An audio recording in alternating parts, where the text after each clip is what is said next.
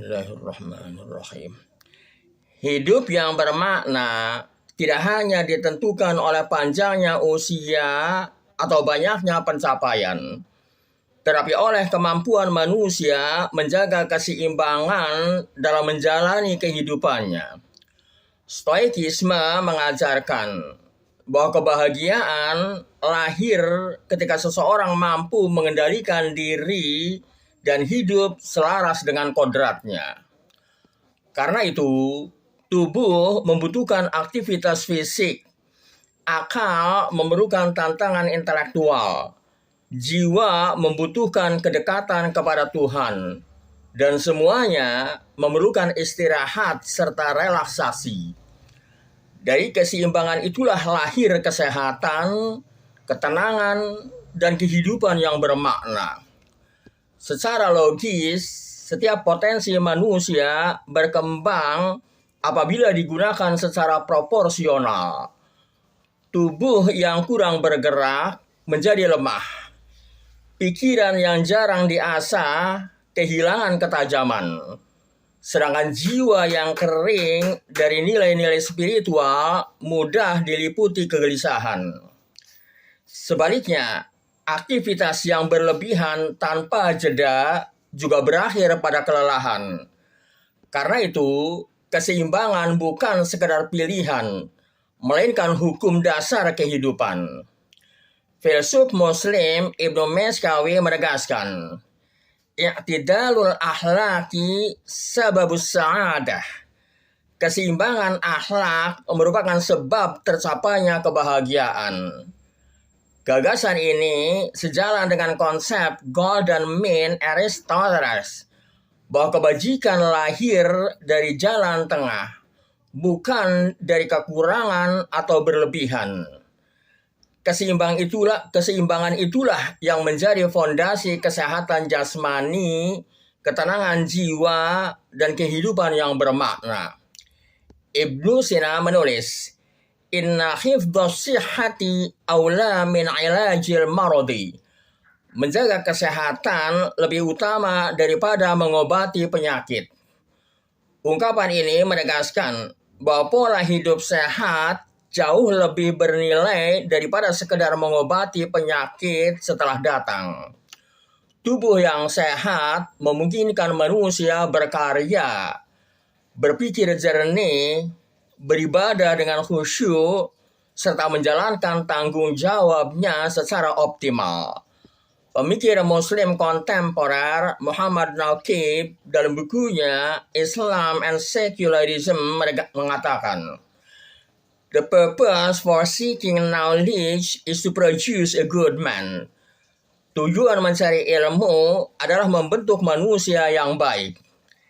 Ilmu yang benar bukan hanya mencerdaskan akal, tetapi juga membentuk pribadi yang mampu menjaga keseimbangan hidup sehingga ilmunya melahirkan kebijaksanaan, bukan sekedar kecerdasan. Hal itu dipertegas oleh Syed Hussein Nasr dalam bukunya Knowledge and the Sacred. The crisis of modern man is the loss of the sense of the sacred. Krisis manusia modern adalah hilangnya kesadaran akan yang sakral. Menurut Nasr, kemajuan material tanpa kehidupan spiritual hanya akan melahirkan kegelisahan batin. Sebaliknya, keseimbangan antara pencapaian duniawi dan kedalaman spiritual menjadikan hidup lebih utuh dan bermakna. Bertrand Russell dalam bukunya The Conquest of Happiness mengingatkan, "One of the symptoms of an approaching nervous breakdown is the belief that one's work is terribly important." Salah satu gejala mendekatnya gangguan saraf adalah keyakinan bahwa pekerjaan seseorang terlalu penting sehingga tidak boleh berhenti. Sementara itu, Arthur Schopenhauer dalam bukunya Aphorisms on the Wisdom of Life berkata, "Health is not everything, but without health everything else is nothing." Kesehatan bukanlah segalanya, tetapi tanpa kesehatan segala sesuatu menjadi tidak berarti. Kedua pemikir tersebut mengingatkan bahwa bekerja keras memang penting, tetapi mengabaikan kesehatan dan ketenangan justru menghilangkan makna dari seluruh usaha yang dilakukan. Imam Al-Ghazali menegaskan, "I'lam annal badana matiyatun nafsi, fayambaghi ayyuhfadha alaihi sihhatu." Ketahuilah bahwa tubuh adalah kendaraan bagi jiwa, maka kesehatan tubuh harus dipelihara. Ungkapan Imam Al-Ghazali menunjukkan bahwa kesehatan jasmani merupakan sarana untuk menyempurnakan kehidupan intelektual dan spiritual.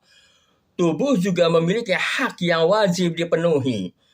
Karena itu, istirahat dan relaksasi bukanlah kemalasan, melainkan bagian dari proses pemulihan agar tubuh, pikiran, dan jiwa kembali bugar sehingga manusia dapat terus berkarya dan beribadah.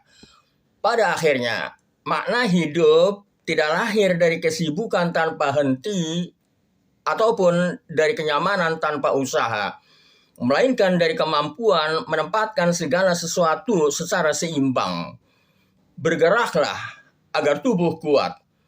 Belajarlah agar akal tajam, beribadahlah agar hati tentram, dan beristirahatlah agar seluruh potensi manusia pulih kembali. Dari harmoni aktivitas, istirahat, dan relaksasi itulah lahir kehidupan yang sehat, produktif, bermakna, serta penuh keberkahan. Wallahu a'lam bishawab.